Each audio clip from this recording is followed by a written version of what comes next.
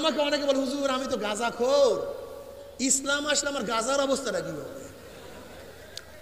ভাই রোগের কথা বলতে হয়, বেটা ভালো মানুষ আমি মনে করি, খুব ভালো মতো। আমি বললাম বাবা বুঝছি তোমার তো ব্যথা, ইসলামকে এর জন্য তুমি ভয় পাইতেছো? বলে হুজুর এর জন্য ভয় পাই, আর কিছু না। আমার গাঁজার অবস্থাটা কি হবে? আমি বললাম ধরে নাও তুমি কি মসজিদে গিয়ে খাইতে পারো? বল না হুজুর মসজিদে গাঁজা খায় কিভাবে? আমি কেন কি হয়েছে? হুজুর কি গাঁজার পরিবেশ, মানে গাঁজা খাওয়া যায়, ওটা পরিবেশ না। আমি বললাম দেখো ইসলাম ক্ষমতায় আসলে গোটা বাংলাদেশটাই মসজিদের পরিবেশ হয়ে যাবে। তুমি কোনো জায়গায় গাঁজা খেতে পারবে না, এমনি তোমার মন চাইবে না। তোমার মন থেকে যদি গাঁজা ছাড়িয়ে কোনো সমস্যা আছে না হুজুর তা তো নাই, এত চিন্তাই করিনি, আসলেও তো তাই। দেখেন আপনারা বুঝেন না কেন? এখানে আজকে অনেকেই আসছেন যারা আগে টুপি মাথায় দেন না, এরকম অনেকে আছেন না? বরং এই লোকটা যখন রাস্তায় যাবেন টুপি মাথায় দিলে শরম লাগে, কিন্তু এই মাজলিসে শরম লাগে না কেন? কথা বলেন তো। আপনি তো টুপিওয়ালা না, আপনি তো টুপি পরতে শরম পান, কিন্তু এই মাজলিসে আপনি টুপি পরতে শরম পান না কেন? পরিবেশ। এই পরিবেশের কারণে আমার মাথায় টুপি পরতে শরম লাগে না, কিন্তু আমি বাহিরে যখন পরিবেশে থাকি তখন লজ্জা লাগে। তো এই পরিবেশটা যদি বাহিরেও হয়ে যায় তখন কি আপনার কোনো সমস্যা থাকবে? সাহাবারা এবং নবী আলাইহিস সালাতু একই দাস্তারখানে খানা খাইতেন, আমার নবীও যা খানা খাইতেন আবার সাহাবারা একই খানা খাইতেন। সাহাবারা যে পোশাক পরতেন আমার নবী একই পোশাক পরতেন, এর নাম সাম্য। শুধু কি তাই, ওমর ইবনে খাত্তাব রাদিয়াল্লাহু তাআলা আনহু যখন সিরিয়ায় যাইতেছিলেন, গোলাম রশি টানতেছে উটের, উনি চিন্তা করলেন আমিও মানুষ, ওই শ্রমিক ও তো মানুষ, আমি একা আরাম করব, শ্রমিক কষ্ট করবে, এটা তো হতে পারে না। এবার শ্রমিককে বলতে শ্রমিক তুমি উপরে আসো, আমি রশি টানি, তুমি আরাম করো। শ্রমিক বলতেছে এটা হয় কিভাবে? না ইসলামের মধ্যে যারা থাকে তাদের জন্য হয়, যারা ইসলাম মানে না তাদের জন্য হয় না। এবার একবার ওমর ইবনে খাত্তাব রাদিয়াল্লাহু রশি টানেন, গোলাম উপরে, গোলাম নিচে, ওমর উপরে, এরকম করতে করতে যেদিন সিরিয়ার মধ্যে ঢুকবেন সেই সময় পালা পড়ছে ওমর ইবনে খাত্তাব রাদিয়াল্লাহু তাআলা, তাকে রিসিভ দেওয়ার জন্য সবাই তৈয়ার। ইসলাম বুঝো, এই একটা ঘটনা গোটা দুনিয়ার কেউ দেখাতে পারবে না, গোটা দুনিয়ার কেউ না, একমাত্র মুসলমান দেখাতে পারছে, আর দুনিয়ার কেউ দেখাতে পারবে না। ওমর ইবনে খাত্তাব রাদিয়াল্লাহু তাআলা তেনার পালা। এখন গোলাম বলতেছে এটা হয় না, এটা সম্ভব না, আপনি রশি টানবেন আর আমি উপরে আরাম করব, আমি বাদশা সাজবো আর আপনি শ্রমিক সাজবেন, তা হয় কিভাবে? বলে মুসলমানদের জন্য হয়। আল্লাহর কি কৃষ্মা, তিনি রশি টানতেছেন, গেটের মধ্যে ঢুকবেন, সমস্ত খ্রিস্টানরা রিসিপশন দেওয়ার জন্য ফুল নিয়ে বিভিন্ন কিছু নিয়ে দাঁড়ায় আছে। তাই যে ব্যক্তি উটের উপর আছে সেই তো খলিফাতুল মুমিনিন হবে, তাকে রিসিভ করতেছে। এখন ওখানে মুসলমান গভর্নর বলতেছে যে তোমরা ভুল করতেছো, যে রশি টানে সে হলো আমিরুল মুমিনিন, আর যে উপরে আছে সে হলো গোলাম। একটা নজির দেখা গোটা দুনিয়ার মধ্যে, ইয়াকুবের গোষ্ঠী ইসলাম পছন্দ হয় না, ইসলাম মানতে চাও না, কতগুলো মিথ্যুক ধর্ষক ডাকাতদের পিছনে ঘোরো, তোমাদের সে বড় জালেম আর দুনিয়াতে হতে পারে না। ওরা তোমাদেরকে ব্যবহার করি আঙ্গুল ফুলে কলা গাছ হয়, ওরা নিজেরা খায় আর তোমাদেরকে ব্যবহার করে, আর ইসলাম কাউকে ব্যবহার করে না, সবার জন্য সমাবন্টন করে। ওমর ইবনে খাত্তাব রাদিয়াল্লাহু তাআলা আনহু তিনি ঘুরতেছিলেন, জনগণের অবস্থা দেখতেছেন, মরুভূমির কিনারায় দেখে আগুন জ্বলতেছে, কিসের আগুন?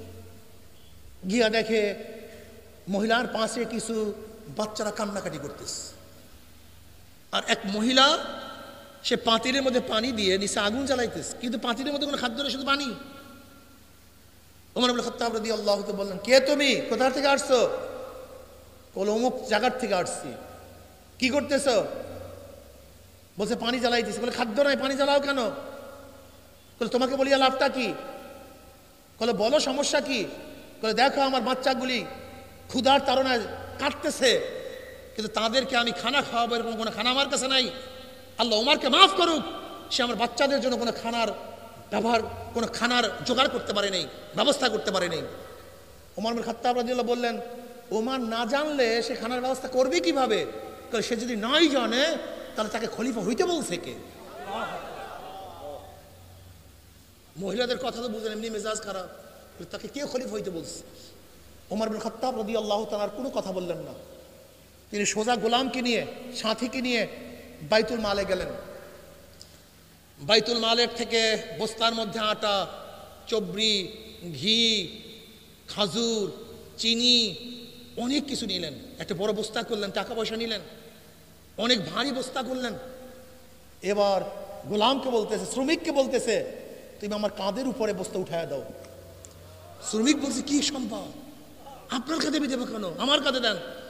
বলে, কিয়ামতের ময়দানে আমার গুনাহ কি তুমি বহন করবা?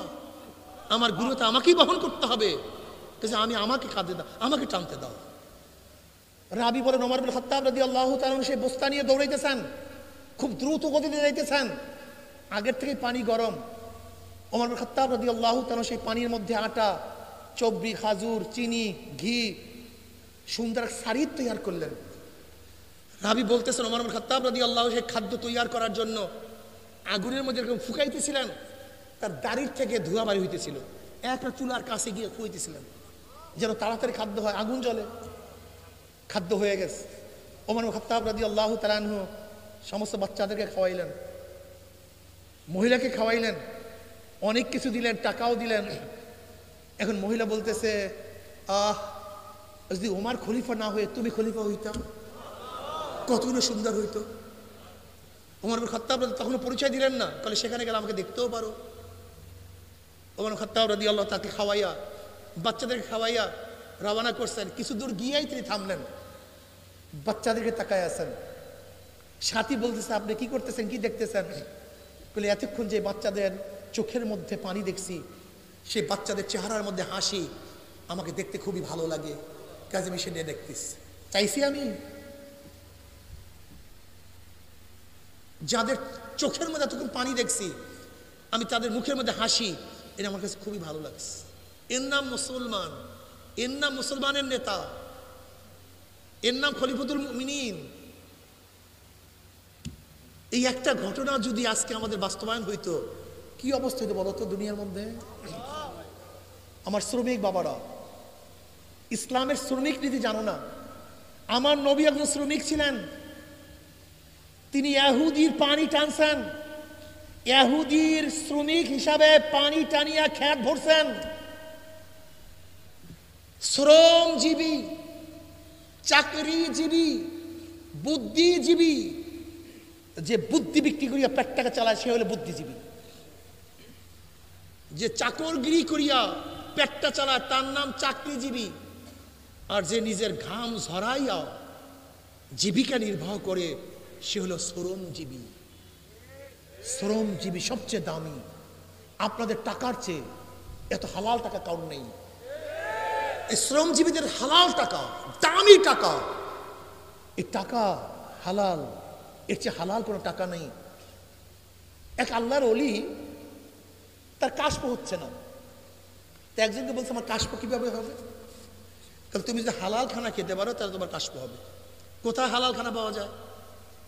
খুঁজতে খুঁজতে জঙ্গলের মধ্যে গিয়ে দেখে কাঠুরে কাঠ কাটতেছে। উনি বুঝছে যে এই কাঠুরিয়ার টাকা সম্পূর্ণ হালাল, শ্রমিকের টাকা, এটা হালাল হবে।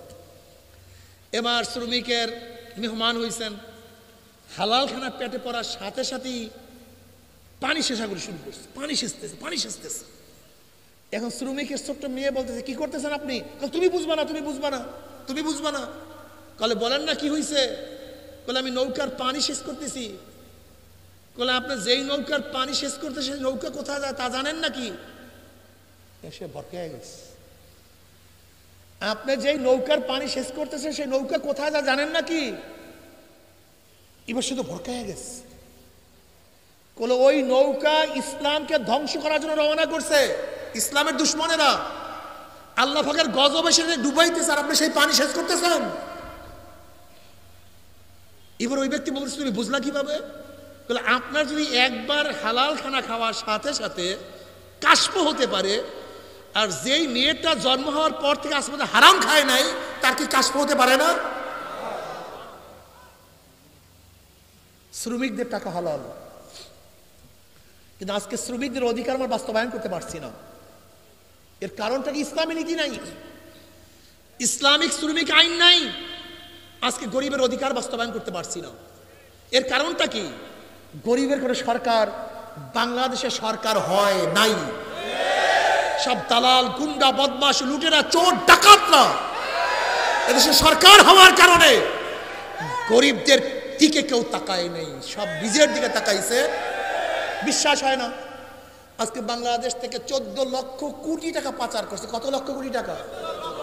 আচ্ছা বলেন তো শ্রমিকরা, 2 বছরের বাজেট, এই 14 লক্ষ কোটি টাকা যদি বাংলাদেশের শ্রমিকদের মধ্যে বন্টন করা হইতো, কি বুঝেন? দেখেন তো চক্ষু বুঝিয়া, সব দরিদ্র সীমার উপরে চলে যাইতেন সব। বাংলাদেশের যত আইন জনগণের জন্য নয়, সব ওই দল এবং সরকারকে হেফাজত করার জন্য, জনগণের সেফটির জন্য, জনগণের উন্নয়নের জন্য, জনগণকে রক্ষা করার জন্য আইন প্রণয়ন করা হয় না। যত সংবিধান দেখবেন সব সরকারকে সেফটি করো, সব সরকারকে সেফটি করো। র্যাব কাকে সেফটি করে? পুলিশ কাকে সেফটি করে? আজকে বিজিবি, আজকে সিআইডি, টিবি, এনএসআই, ডিজিএফআই সব খালি সরকারকে রক্ষা করে, সরকারকে রক্ষা করে। আমি সরকার দিয়ে কি করব? সরকার দিয়ে আমি কি করব? সরকার যায় যাক, আমার দরকার জনগণ, আমার দরকার দেশ। আমি দেশকে রক্ষা করতে চাই, আমি জনগণকে রক্ষা করতে চাই, আমি শুধু সরকারকে টিকিয়ে রাখতে চাই না। অথচ বাংলাদেশের যত আইন সব সরকারকে রক্ষা করো, জনগণকে রক্ষা করে এই আইন নাই, সব সরকারকে দাও। আজকে জানেন বাংলাদেশের সরকারকে রক্ষা করতে গিয়ে হাজার হাজার কোটি কোটি মিলিয়ন ডলার শুধু ব্যয় হয় কাদের পক্ষে? সরকারি কর্মচারীদের পক্ষে। একজন ডিসি মনে হয় যেন বাদশাহ, একজন এসপি মনে হয় যেন রাজা, একজন সচিব মনে হয় যেন বিশাল দেশের মালিক। অথচ আমাদের দেশের এই গরিব শ্রমিক, মজদুর, তাঁতি, জেলে, ঋষি, খামারদের খাজনা এবং ভ্যাটের পয়সা, ট্যাক্সের পয়সা দিয়া তুমি আরাম করবা, আর আমার গরিবরা আজকে খোলা আকাশের এসে থাকবে, না খেয়ে থাকবে, এক মুঠো খাবারের জন্য কাক কুকুরের সাথে লড়াই করবে। এটা মেনে নিতে পারি না, এটা মানা যায় না। শ্রমিকরা, তোমরা অনেকেই ভাবো হুজুর আপনার টুপিওয়ালা, আমরা তো টুপি ছাড়া, আপনার দাড়িওয়ালা, আমরা দাড়ি ছাড়া, আপনার নামাজ পড়েন, আমরা নামাজ পড়ি না, আপনাদের সাথে আমাদের কোনো মিল নাই, কাজে এর জন্য তো আপনাদের কাছে আসতে পারি না। এ বিয়াকু, ইমাম সাহেব কি দাড়িওয়ালা কি দাড়িওয়ালা না? টুপিওয়ালা কি টুপিওয়ালা না? লম্বা জামা আছে কি নাই? তা তোমার দিকে শোনাই, তুমি ইমামের পিছনে ইক্তেদা করলা কেন? কথা বলে না কেন? তুমি তার পিছনে দাঁড়াইলা কেন? ইমামের জন্য স্বার্থ আছে, মুক্তাদির জন্য কোনো স্বার্থ নাই। তুমি যে অবস্থায় আছো না কেন, যেইভাবে থাকো না কেন, তুমি তোমার অধিকারের জন্য আন্দোলন করবে। আন্দোলন করবে কাদের পিছনে? যারা সত্যপরায়ণ, যারা সত্য কথা বলে, যাদের মুখের মধ্যে মিথ্যা নাই, যাদের শরীরের মধ্যে হারামের রক্ত নাই, যারা ধোঁকাবাজি করে না, যারা লুটপাট করে না, যারা অন্যায় অবিচার করে না, যারা আপোষ করে না কোনো অন্যায়ের সাথে, এমন মানুষের পিছনে থেকে যখন আন্দোলন করবা, সংগ্রাম করবা, তখনই তোমাদের অধিকার বাস্তবায়ন হবে। এর আগে কিয়ামত পর্যন্ত লাফাইতে পারো ব্যাংকের মতো, কিন্তু অধিকার বাস্তবায়ন হবে না। কথা বুঝাতে পারিনি। একজনের নামে, একজনের নাম বি, একজনের নাম সি, এ বি, তিনজন চোর, এও চোর, বিও চোর, সিও চোর। ক্ষমতা আছে এ, সে কি করবে? হটাও এ, আন্দোলন সংগ্রাম করো, হটাও এ, বসাও বি, কি করবে? হটাও বি, আন্দোলন সংগ্রাম, হরতাল, অবরোধ, হটাও বি, বসাও সি, কি করবে? কারণটা একদিনও চিন্তা করেন। সমস্যা এখানে। আমাকে প্রশ্ন করছে ঢাকার সাংবাদিকরা, হুজুর একজন প্রাইম মিনিস্টার 2 টার্ম চান না 1 টার্ম চান? একজন প্রাইম মিনিস্টার 1 টার্ম চান না 2 টার্ম চান? কয় টার্ম চান আপনি? আমাকে প্রশ্ন করছে। আমি বললাম ভাই, চোর যদি 1 বছর ক্ষমতা থাকে সে চুরি করবে, আর ভালো মানুষ যদি 100 বছর ক্ষমতায় থাকে তাহলে সে চুরি করবে না। উদাহরণস্বরূপ আমাদের বরিশালের চোরামেও, এই জন্য চুরি করে হয়েছে কয়েকদিন আগে, এই চোরামের মাত্র 8 মাস ক্ষমতায় ছিল, মাত্র 8 মাস। এখন পর্যন্ত ভালো চুরির দরজা চিনতে পারে নেই, মানে নতুন তো চোর, ফাঁক যুগ এখনো চেনে নেই। এই 8 মাসে 100 কোটি টাকা চুরি করছে সমস্ত পত্রিকার। মাত্র 8 মাসে 100 কোটি টাকা, মাত্র নতুন চোর। এই পুরান যখন চোরটা হইতো তাহলে কত হাজার কোটি টাকা চুরি করতে বলেন তো ভাইয়ারা। কলিজে ফেটে যায় আপনাদের অবস্থা দেখলে। ওসি যায়, ওসি পরিবর্তন হয়, ঘুষ পরিবর্তন হয় না। এসপি পরিবর্তন হয়, ঘুষ পরিবর্তন হয় না। ডিসি পরিবর্তন হয়, দুর্নীতি পরিবর্তন হয় না। কারণটা কি একদিন চিন্তা করছেন? আপনার খালি ওসি সরাও, ওসি সরাও, ফায়দাটা কি? আর যদি গুন্ডা ওসি আসে, চোর ওসি আসে, ডিসি সরাও, ডিসি সরাও, যদি আর কোন দুর্নীতি বা ডিসি আসে, এটাকে সরাই লাভটা কি? ওহি আলু কি তরকারি जो पहली थी सो अब भी है। এক কবির দরবারে এক খাদেম খেদমত করতেন। কবির দরবারে খাদেম খেদমত করতেন। কার খেদমত করতেন? কবি। তা কবির সাথে থাকতে থাকতে তার মধ্যে কিছু কবিত্ব ভাব চলে আসছে। তা একদিন কবি তার টেবিলের মধ্যে একটা মিসরা লিখতেছে, সুতুম সাজি জুফাকারি জু পহলি থি সো अब भी है। বাদশার অত্যাচার, অবিচার, জুলুম ওই প্রথম থেকে শুরু হয়েছে, আজ একই ভাবেই আছে, কোনো পরিবর্তন হয় নাই। সুতুম সাজি জুফাকারি জু পহলি থি সো अब भी है। অত্যাচার, অবিচার, জুলুম যা প্রথম থেকে ছিল আজও একই অবস্থায় আছে, কোনো পরিবর্তন এখনো হয় নাই। এক মেসরা লিখছে। এখন কবি সাহেব কোনো হাজতে গেছে, কাজে গেছে, আইসা খাদেম দেখে যে সুতুম সাজি জুফাকারি জু পহলি থি সো अब भी है। এবং উনি সামনে দিয়ে লিখতেছে, ওহি আলু কি তরকারি জু পহলি থি সো अब भी है। কলে কবির দরবারে আসিয়া প্রথম থেকে যে আলু তরকারি খাওয়া শুরু করছি, আজ সেই আলু তরকারি কোনো পরিবর্তন হয় নাই, একই আলু তরকারি চলতে আসছে। ওহি আলু কি তরকারি জু পহলি থি সো अब भी है। ওই 71 থেকে শুরু করে 24 পর্যন্ত ওই চোর ডাকাতরা থাকার কারণে পাটা পুতায় ঘষা ঘষি, মরিচের দফা। আসো না জেহেনটাকে পরিবর্তন করি, একটু চিন্তা করি, কমপক্ষে জনগণ ঐক্য হই, জনগণ ঐক্য হই, জনগণ ঐক্য হন। কুকুর ঐক্য হয় স্বার্থের জন্য, এবং কিছু কুকুর ঐক্য হয়ে নিরহ মানুষের আক্রমণ করে। ঠিক ওরা ঐক্য হয়েছে কিছু কিছু কুকুর লুট করার জন্য, চাঁদাবাজি করার জন্য, সন্ত্রাস করার জন্য। কিন্তু ওদের সংখ্যা খুবই কম, জনগণের সংখ্যা সবচেয়ে বেশি। আজকে যদি জনগণ ঐক্য হন, কোন ডাকাত, চোর, বদমাশ, গুন্ডা, দুর্নীতিবাজকে আমরা ক্ষমতায় বসাবো না, ভোট দেব না, ওদের দল করবো না, তার ডাকাত এসে ক্ষমতা আসবে না ইনশাআল্লাহ।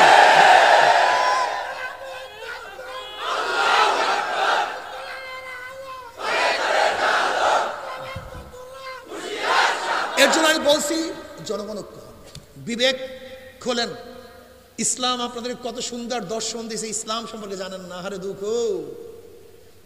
আমাকে অনেকে বলে, হুজুর আমি তো গাঁজাখোর, ইসলাম আসলে আমার গাঁজার অবস্থাটা কি হবে?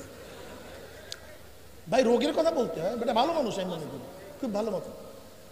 আমি বললাম, বাবা বুঝছি তোমার তো ব্যথা, ইসলামকে এর জন্য তুমি ভয় পাইতেছো। বলে হুজুর এর জন্য ভয় পাই, আর কিছু না, আমার গাঁজার অবস্থাটা কি হবে? আমি বললাম, ধরে নাও, তুমি কি মসজিদে গিয়ে খাইতে পারো?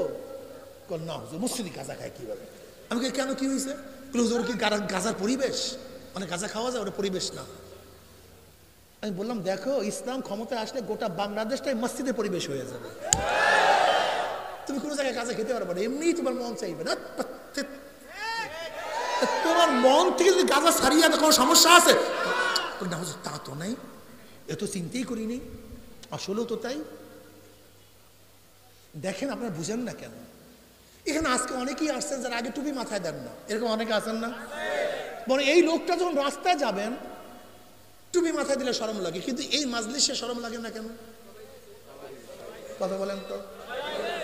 আপনি তো টুপিওয়ালা না, আপনি তো টুপি পরতে শরম পান, কিন্তু এই মাজলিসে আপনি টুপি পরতে শরম পান না কেন?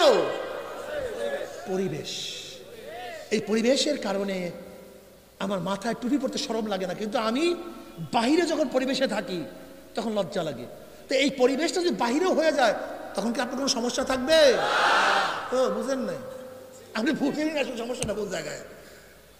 আজকে অনেকেই মনে করে হুজুর বেপর্দা মহিলাদের কি মহিলাদের কি হবে?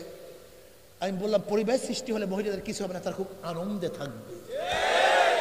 হুজুর মহিলারা সব বুস্তাবান দিয়ে ফেলাইবেন, আমি বললাম না, মহিলার বড় বড় ধনী হয়ে যাবে।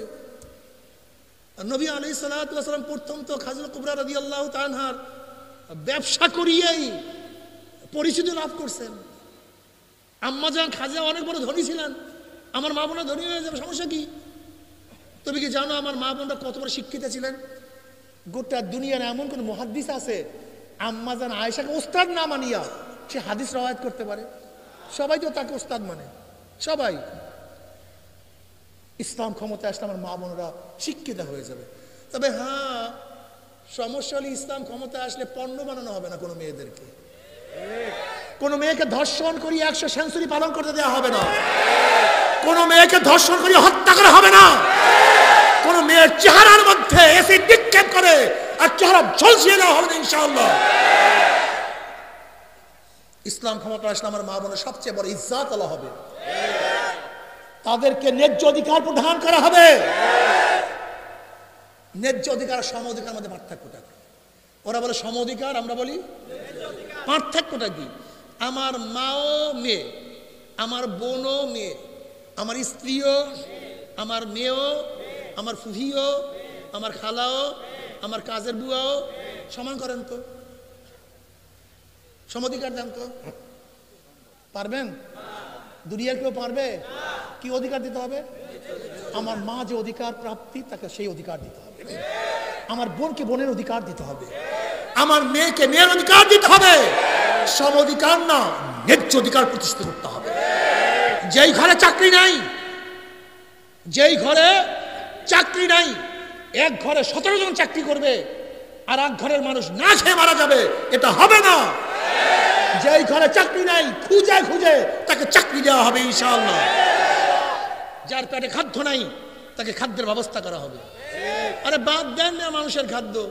ওমর ইবনে খাত্তাব রাদিয়াল্লাহু ফরমান, আমার খেলাফতের আমলে যদি ফোরাতের কুলেও কুলো কুকুর না খেয়ে মারা যায়, মানুষ তো দূরের কথা, এ তো দূর কে বাদ, এ তো অনেক আশরাফুল মাখলুকাত, মানুষটা সর্বশ্রেষ্ঠ মানুষ।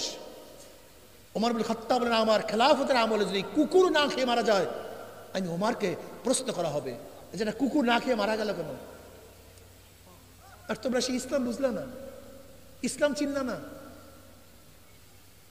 দেখো, বর্তমান পুঁজিবাদী অর্থনীতি হলো ধনীকে ধনী বানায়, গরিবকে গরিব বানায়। আর ইসলামী অর্থনীতি গরিবকে ধনী বানায় আর ধনীদেরকে নিউট্রাল রাখে, বাইন্ডিংসের মধ্যে রাখে। বিশ্বাস হয় না? আচ্ছা যান, আপনি একটা গরিব, আজকে আপনাদের আশুলিয়ার মধ্যে ব্যাংক আছে না? একজন গরিব গিয়া বলবেন, ভাই আমাকে 5 লক্ষ টাকা ঋণ দেন, লোন দেন।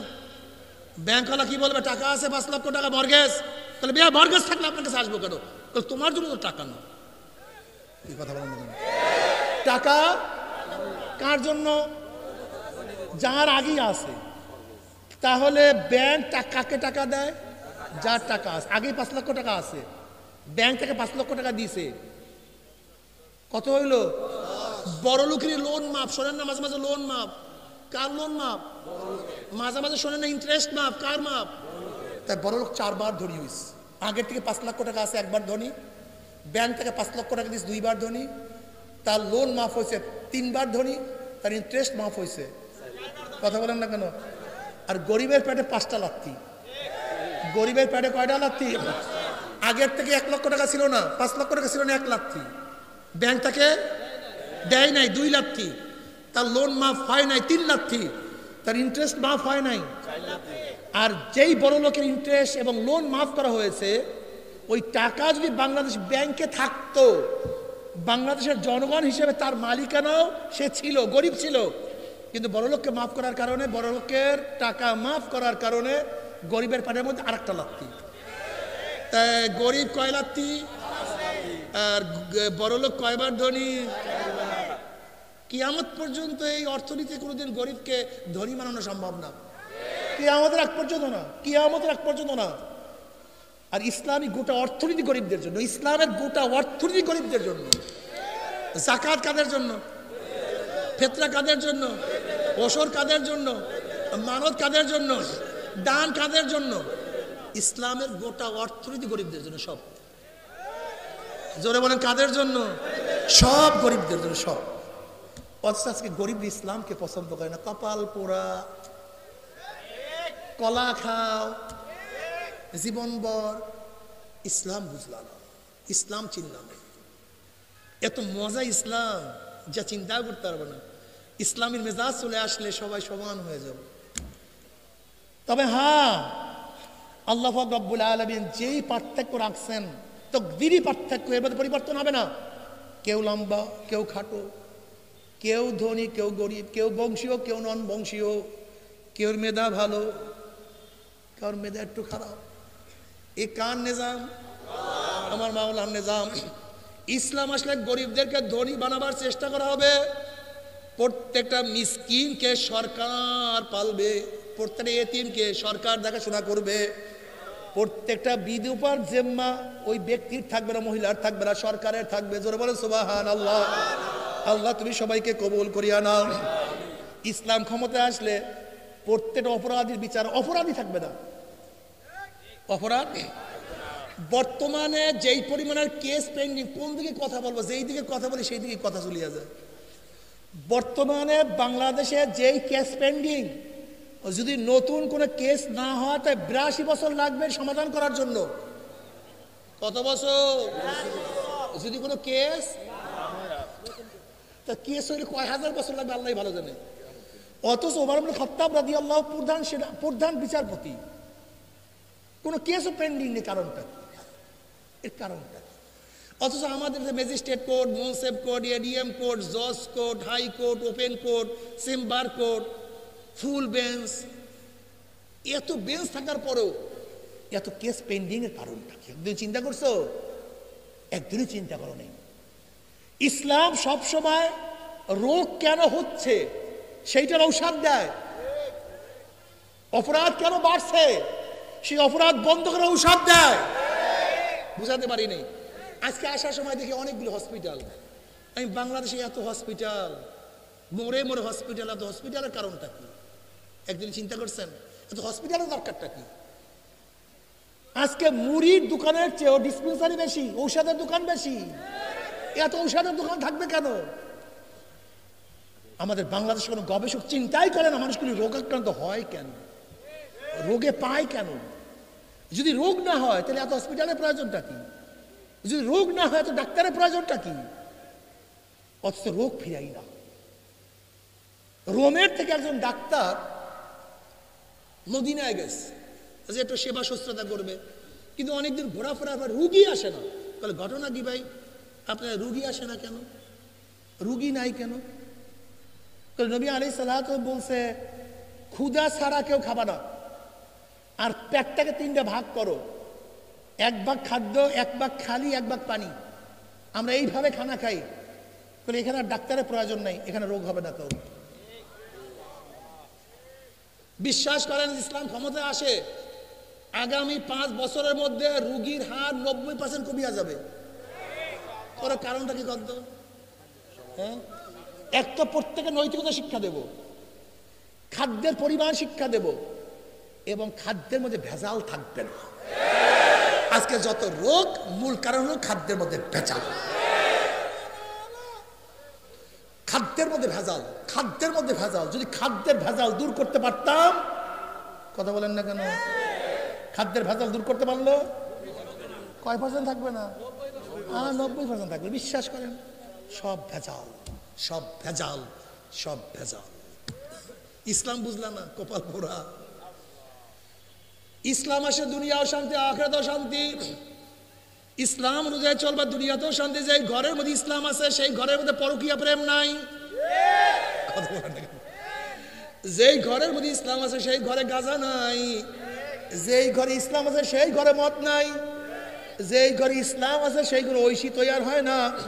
যে ঐশী বাবাকে হত্যা করছে, মাকে হত্যা করছে। যেই ঘরের মধ্যে ইসলাম আছে চাকু ঠেকাইয়া গাজার পয়সা বাবার থেকে আদায় করে না। যেই ঘরে ইসলাম আছে সেই ঘরের মধ্যে ঝগড়া হয় না। যেই ঘরে ইসলাম আছে সেই ঘরটা কি যে শান্তি, যেই শান্তি তো কেউ কোনোদিন কারোর কাছে বয়ান করতে পারবে না। দুনিয়াতেও শান্তি আর ইসলাম অনুযায়ী যদি যা কবরে গেলে ওয়াফিসুল ফরাশা মিনাল জান্নাহ ওয়াল বিসু মিনাল জান্নাহ, আমার মাওলা পাক রব্বুল আলামিন বলে ফেরেশতারে আমার বান্দা বান্দির গায়ের মধ্যে জান্নাতের পোশাক লাগাইয়া দেন, জান্নাতের বিছানা বিছাইয়া দেন, জান্নাতের নাজ নেয়ামতের পুরা কবরটাকে ভরিয়া দে। আল্লাহ তুমি কবুল করিয়া নাও। কিয়ামতের ময়দানে আল্লাহ পাকের মুমিন বান্দা বান্দি উঠবে, ইয়াওমা লা ইউখজিল্লাহুন নাবিয়্যা ওয়াল্লাযীনা আমানু মা নূরুহুম ইয়াসআ বাইনা আইদিহিম ওয়া বিআইমানিহিম ইয়াকুলুনা রাব্বানা আতমিম লানা নূরানা ওয়াগফির। কিয়ামতের ময়দানে আল্লাহ পাকের মুমিন বান্দা বান্দি উঠবে। কিসের কিয়ামতের ময়দান, কিসের মিজান, কিসের পুসরাত, তাদের কোনো হুঁশ থাকবে না। তাদের ডাইনে নূর, বামে নূর, সামনে নূর, পিছনে নূর, নূরের মধ্যে দৌড়াইবার মাওলাই কই, আমার মাওলাই কই। জান্নাতে চলিয়া যাবে, জান্নাতে যাওয়ার পরে জান্নাতীরা আমি তোমাদের সাথে যে ওয়াদা করছি সেই ওয়াদা তুমি পালন করছো না। জান্নাতের মাওলাই তুমি যে ওয়াদা করতে আছে সেই ওয়াদা আমরা পেয়ে গেছি, কিন্তু একটা ওয়াদা এখনো পালন করো নাই। আমার মাওলা পাক বলেন আমি বান্দাদের সাথে ওয়াদা করছিলাম জান্নাতের মধ্যে তাদের সাথে সাক্ষাৎ করব, দেখা করব, কিন্তু এখন আমি তাদের সাথে সাক্ষাৎ করি নাই। এই ফেরেশতারা নূরের পর্দা সরাইয়া দেয়। যখন ৭০,০০০ নূরের পর্দা সরাইয়া দেওয়া হবে, প্রত্যেকটা জান্নাতে ভিড়াভিড়ি ধাক্কা ধাক্কা বেঁধে প্রত্যেকের জায়গার থেকে আমার মাওলাকে দেখিয়া ফলাইবে। আমার মাওলাকে দেখার সাথে সাথে সমস্ত জান্নাতের সেজদার মধ্যে পড়িয়া যাবে। এক সেজদার মধ্যে ৪০,০০০, কোন রওয়ায়াতের মধ্যে আছে ৭০,০০০ বছর কাটিয়া যাবে, কিন্তু জান্নাতীদের কোনো হুঁশ থাকবে না। কিন্তু আল্লাহ না করুক ইসলাম না মানিয়া যদি মাওলার কবরে যাও, ওই কবর তো আর কবর থাকবে না। কোনো নাফরমানের কবরের দুই পাশে মাটি এত জোরে চাপ মারবে, চাপের সুরে এক পাঁজরের হাঁটি আর এক পাঁজরে লাগাইয়া ফেলাইবে। কোন নাফরমানের কবরটা হুফরাতুম মিন হুফরাইন নার, একটা জাহান্নামের কুয়া হইয়া যাবে। আল্লাহ আমাদের সবাইকে মাফ করিয়া দাও। কিয়ামতের ময়দানে উঠবা, দেখো আজকে সূর্য আমাদের থেকে কত আগে চলিয়া গেছে, কিন্তু সূর্য গরম দিছে, গরম সহ্য করতে পারি না। আর কিয়ামতের ময়দানে সূর্যটা যদি আল্লাহ না করুক এই তাঁবুর কাছে চলে আসে, আল্লাহ মাফ করিয়া দাও। যদি তাঁবুর কাছে চলে আসে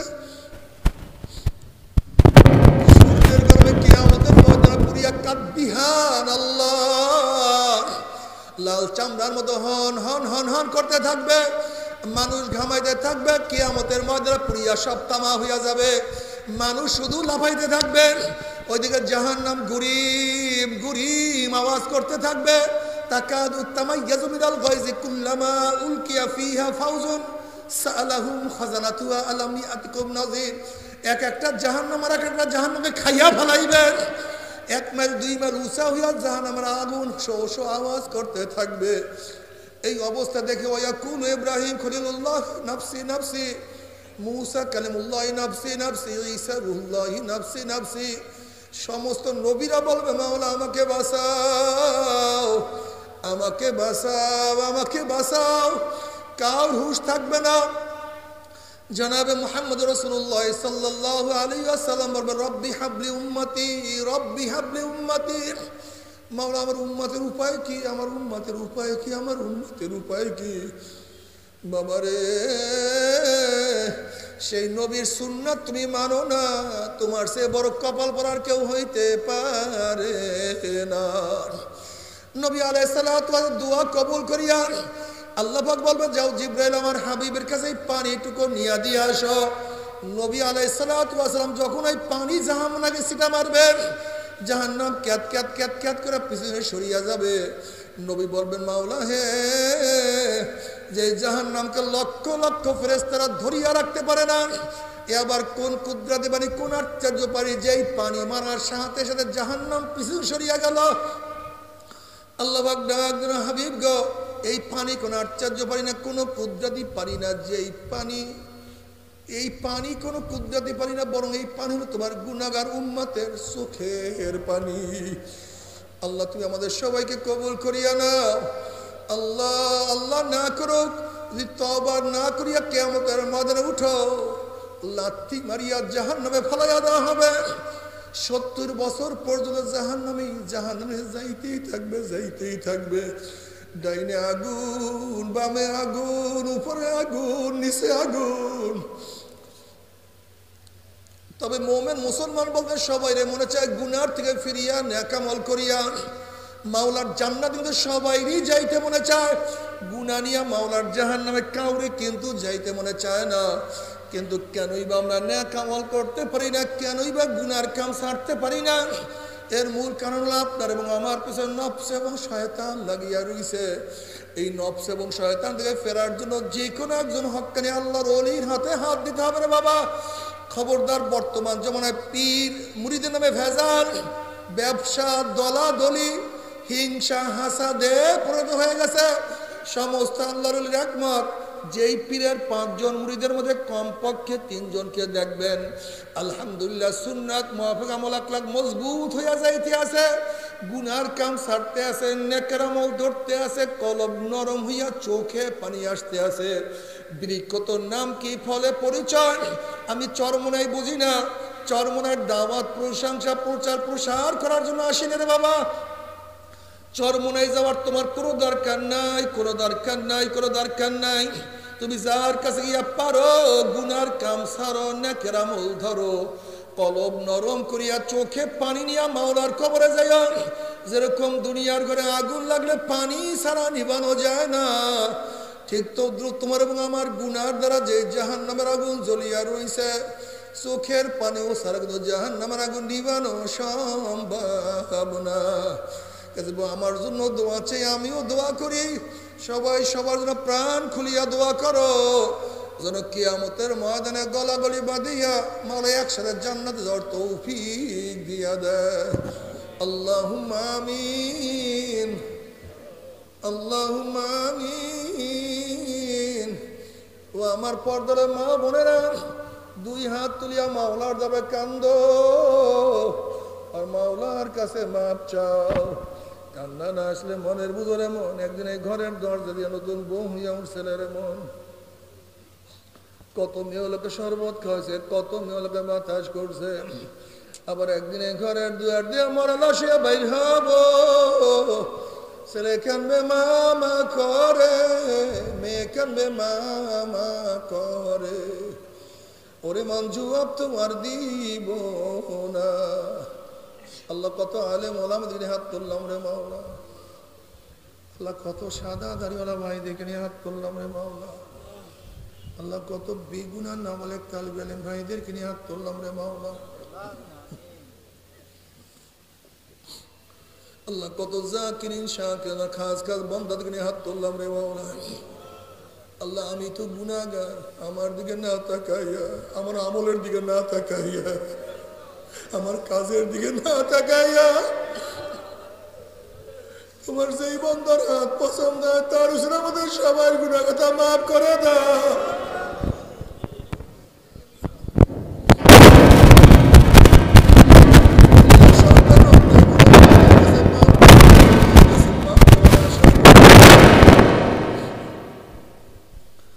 ভিক্ষুক এক দরজায় ভিক্ষা না পেলে অন্য দরজায় ভিক্ষা হওয়ার আশা করে। আমরা তোমার দুয়ারের ভিক্ষুক, তুমি যাহাকে দাও তারাইয়া দাও। আর কোনো দরজা নাই রে মালিক, আর তো কোনো দুয়ার নেই। আল্লাহ